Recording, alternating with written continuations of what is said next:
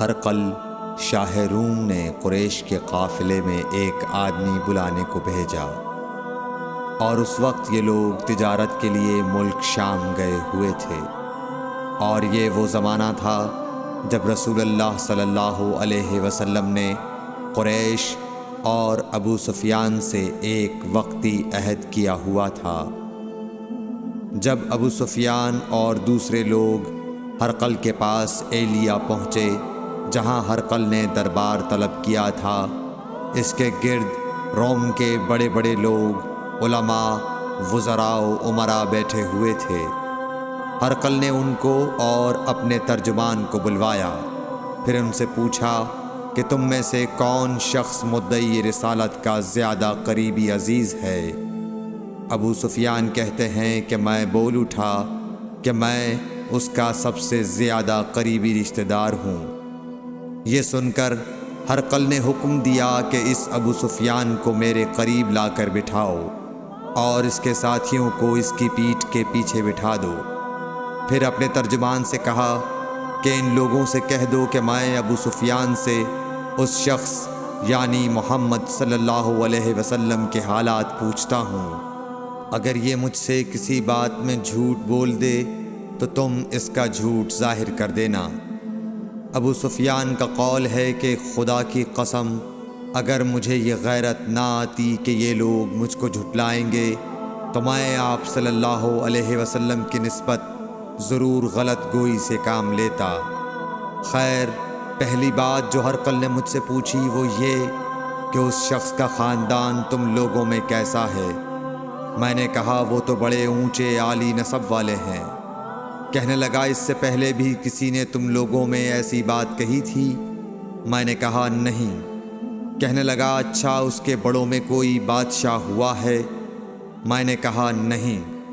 پھر اس نے کہا بڑے لوگوں نے اس کی پیروی اختیار کی ہے یا کمزوروں نے؟ میں نے کہا نہیں، کمزوروں نے۔ پھر کہنے لگا اس کے تابعدار روز بڑھتے جاتے ہیں یا کوئی ساتھی پھر بھی جاتا ہے؟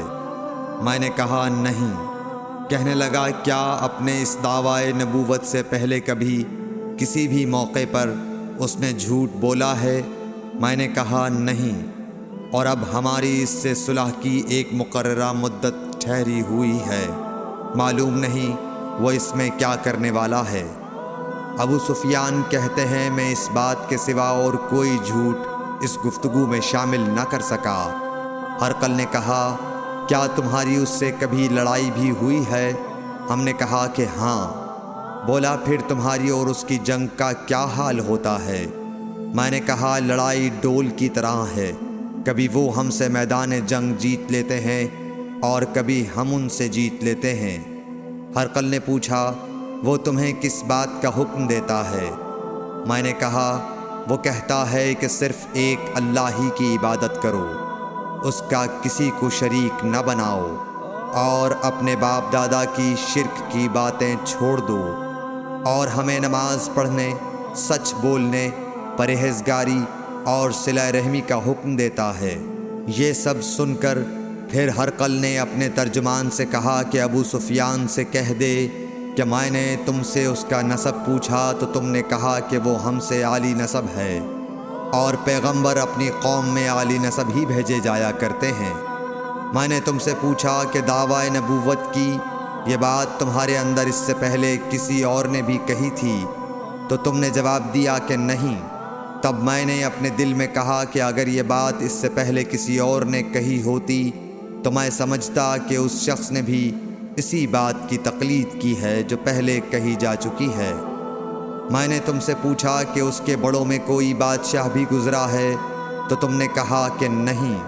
تو میں نے دل میں کہا کہ ان کے بزرگوں میں سے کوئی بادشاہ ہوا ہوگا تو کہہ دوں گا کہ وہ شخص اس بہانے اپنے آباء و اجداد کی بادشاہت اور ان کا ملک دوبارہ حاصل کرنا چاہتا ہے۔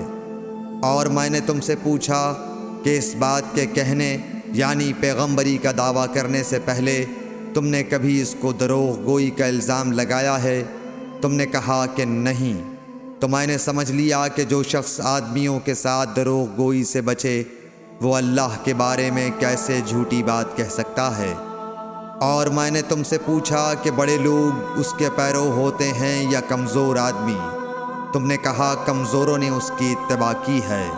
تو دراصل یہی لوگ پیغمبروں کے متبعین ہوتے ہیں۔ اور میں نے تم سے پوچھا کہ اس کے ساتھی بڑھ رہے ہیں یا کم ہو رہے ہیں؟ تم نے کہا کہ وہ بڑھ رہے ہیں، اور ایمان کی کیفیت یہی ہوتی ہے حتیٰ کہ وہ کامل ہو جاتا ہے۔ اور میں نے تم سے پوچھا کہ آیا کوئی شخص اس کے دین سے ناخوش ہو کر مرتد بھی ہو جاتا ہے؟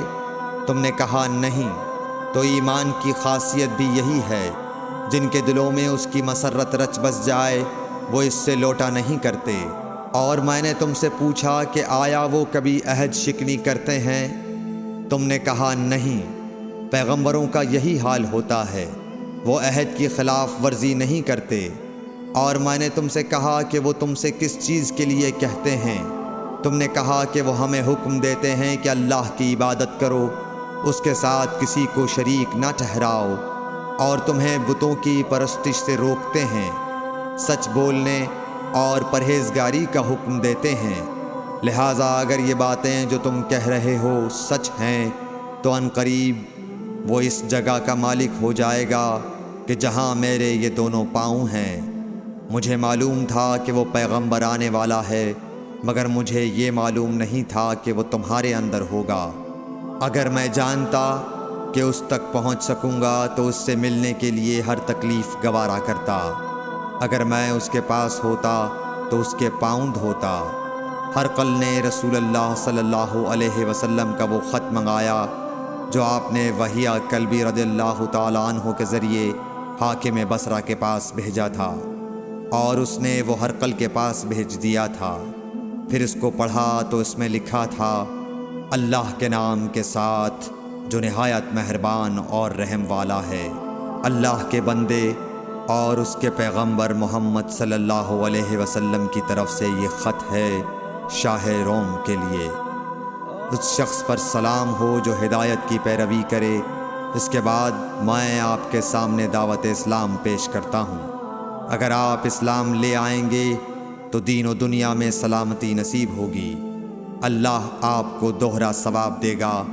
اور اگر آپ میری دعوت سے روگردانی کریں گے تو آپ کی رعایا کا گناہ بھی آپ ہی پر ہوگا۔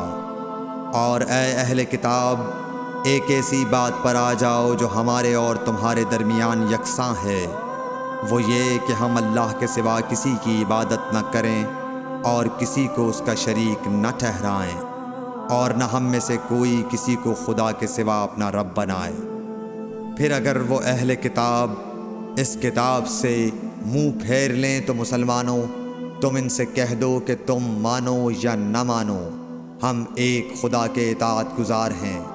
ابو سفیان کہتے ہیں، جب ہرقل نے جو کچھ کہنا تھا کہہ دیا اور خط پڑھ کر فارغ ہوا تو اس کے ارد گرد بہت شور و غوغا ہوا، بہت سی آوازیں اٹھیں اور ہمیں باہر نکال دیا گیا۔